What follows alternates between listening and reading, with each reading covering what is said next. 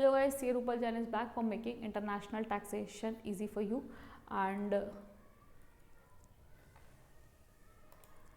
ठीक है। तो आज अभी अपन पहुंच गए अपने चैप्टर नंबर कौन से के ऊपर, चैप्टर नंबर 4 के ऊपर, that is what your advance ruling. इसका पूरा नाम है BAR, वो वाले बार की बात नहीं की जा रही, बोर्ड ऑफ एडवांस रूलिंग, ठीक है।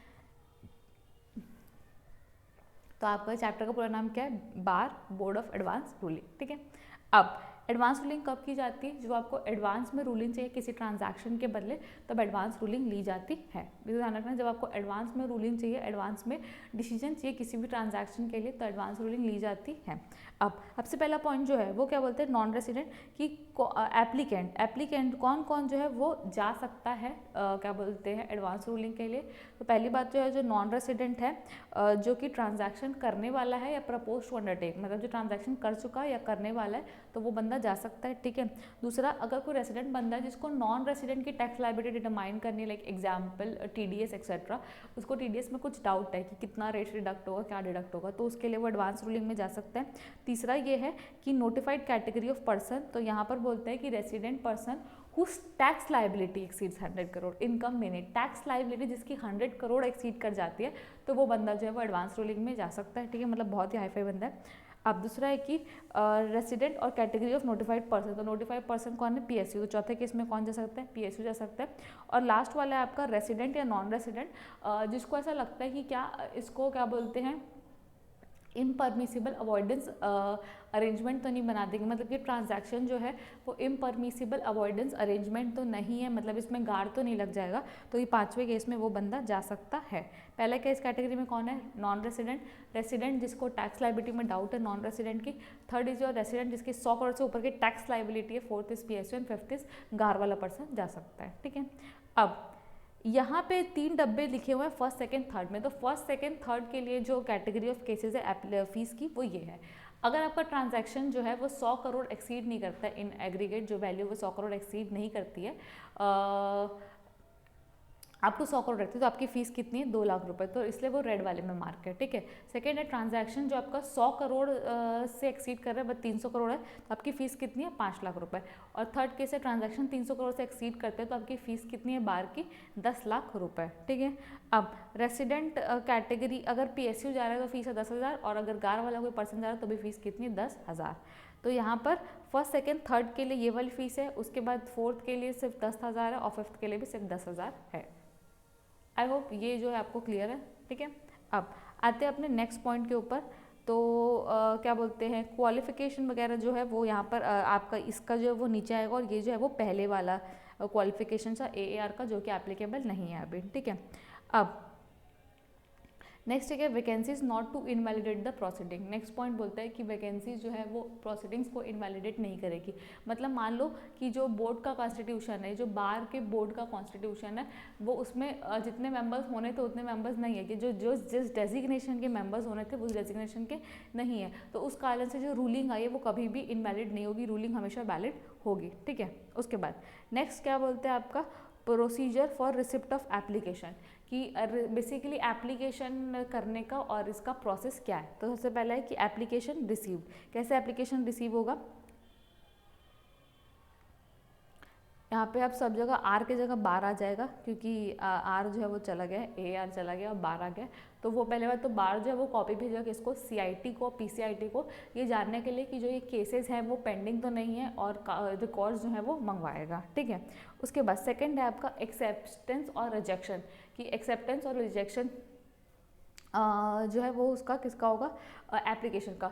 तो AAR जो है एप्लीकेशन उसको एक्सेप्ट भी कर सकता है, रिजेक्ट भी कर सकता है, बेसिकली उसको एप्लीकेशन रिसीव हुए हैं उसको एक्सेप्ट भी कर सकता है, रिजेक्ट भी कर सकता है, बट ये फॉलोइंग केसेस में वो हमेशा रिजेक्ट ही करेगा, एक्सेप्ट नहीं करेगा। क्या, in case of PSU when question is already pending before high court और सुप्रीम कोर्ट, जब जो क्वेश्चन है वो ऑलरेडी हाई कोर्ट या सुप्रीम कोर्ट पर पेंडिंग है, तो और अगर क्या बोलते हैं अदर असेसी के केस में when assessee already pending before income tax, मतलब जो क्वेश्चन है वो ऑलरेडी पेंडिंग है किसके, इनकम टैक्स के अथॉरिटी के सामने, तो उस केस में उसको रिजेक्ट करना है, इनकम टैक्स अथॉरिटी आइडेड हाई कोर्ट सुप्रीम कोर्ट, ठीक है।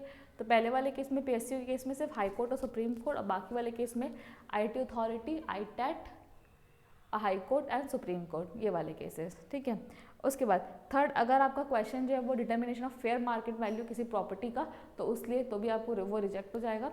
और क्वेश्चन जो है अगर वो सिर्फ प्राइमा फेसी रिलेट कर डिज़ाइन किया गया for avoidance of income tax, तो उसको भी वो कर सकते हैं। लेकिन अगर पीएसयू का कोई केस है या फिर रेसिडेंट अगर गार वाले ट्रांजैक्शन के लिए लेके आए तो फिर उसको रिजेक्ट नहीं किया जा सकता। अब टाइम नीड फॉर रिलिंग कि कितने टाइम में आपको रिलिंग प्रोनाउंस करनी है, उसको 6 महीने में within from the date of receipt of application 6 महीने के अंदर प्रोनाउंस कर देना है।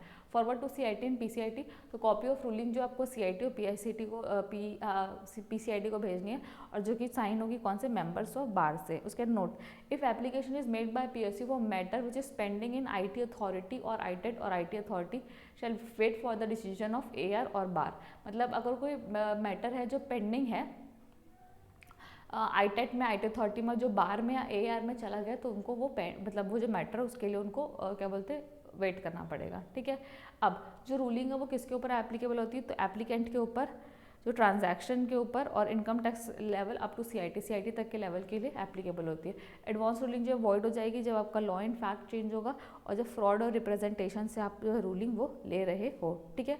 प्रोविजन ऑफ इनकम टैक्स, हाँ, और अगर आप क्या बोलते हैं जब रूलिंग वॉइड हो जाएगी तो इनकम टैक्स के सारे प्रोविजन लग जाएंगे as if ruling has never been obtained. उसके बाद पावर्स ऑफ अथॉरिटी, तो हमें सेम जो सिविल कोड के जो पावर्स होते हैं वो सारे पावर्स यहाँ पर हैं। ठीक है। उसके बाद next, procedure of authority of advance ruling shall subject to the provisions which have power to regulate its own procedure in all matters arising। ये वाले जो है ये नॉट एप्लीकेबल प्रोविजन है क्योंकि ये अथॉरिटी ऑफ एडवांस रूलिंग का है। अब बताएंगे आपको ऊपर वाली चीज़ें भी जो प्रोविजन थे बेटा वो बोर्ड बार के रिलेटेड थे। एआर के जो सारे प्रोविजन हैं वो मैंने हटा दिए हैं, तो अभी तक इस वीडियो में आपको जितने प्रोविजन पढ़ाए जा रही हूँ वो रेलिवेंट है। ठीक है। अब बोर्ड ऑफ एडवांस रूलिंग कब आया, 1 सितंबर 2021 से आया, उससे पहले था AR authority of advance ruling.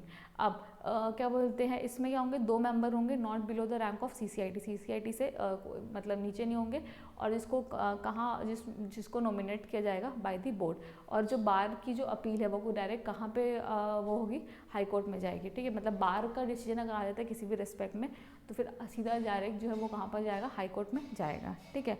उसके बाद constitution for board of advance ruling की जो बोर्ड ऑफ एडवांस रूलिंग है उसका कॉन्स्टिट्यूशन कैसे होगा, तो बेसिकली 3 बोर्ड बनेंगे। पहला जो आपका बोर्ड है बोर्ड 1 एंड बोर्ड 2, उनके हेड क्वार्टर्स जो है वो दिल्ली में रहेंगे। थर्ड बोर्ड का जो हेड क्वार्टर है वो कहाँ पर रहेगा, मुंबई में रहेगा। ठीक है।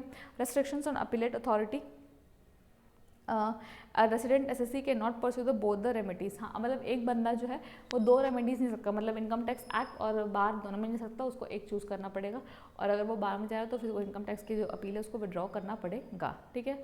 अब application of advance ruling, the application should be made in quadruplicate, मतलब कि 4 कॉपीज़ में भेजने हैं आपको। Should be accompanied by fees of 10,000 and such fees whichever is higher, तो 10,000 और such fees whichever is higher enables an applicant to withdraw his application within 30 days from the date of application। ये 10,000 और वो 2 lakh 5 lakh 10 lakh whichever is higher, तो obviously बात है जो 2 लाख 5 लाख 10 लाख वाली फीस है वो उसके हिसाब से ही चलेगी। ठीक है। फिर enable an applicant to withdraw his application within 30 days from the date of application, आपको चाहो तो आप 30 दिन के अंदर विड्रॉ कर सकते हो। ठीक है। और if when an application for advance ruling is made before 1 September 2021 you can withdraw the same before it transferred to bar। अगर आपको बार से पहले विड्रॉ करना है तो आप कर सकते हो। ठीक है। उसके बाद नेक्स्ट प्रोसीजर जो है वो है ट्रांसफ़र ऑफ प्रोसीडिंग्स। अगर आपने एआर में एप्लीकेशन किया तो 1 सितंबर के बाद सारी रूलिंग जो है वो बार में ट्रांसफ़र हो जाएगी। ठीक है। Appeal to high court, high court में कब अपील जाएगी, अग्रीव पार्टी और you can make appeal to high court. अगर बार का जो भी रूलिंग है उसमें आपको क्या बोलते हैं हाई कोर्ट में जा सकते हो। The application should be made within 60 days. कब करोगे, तो application should be made in 60 days from the date of communication of ruling and extension of 30 days, 30 दिन का एक्सटेंशन मिल सकता है on sufficient ground being proved.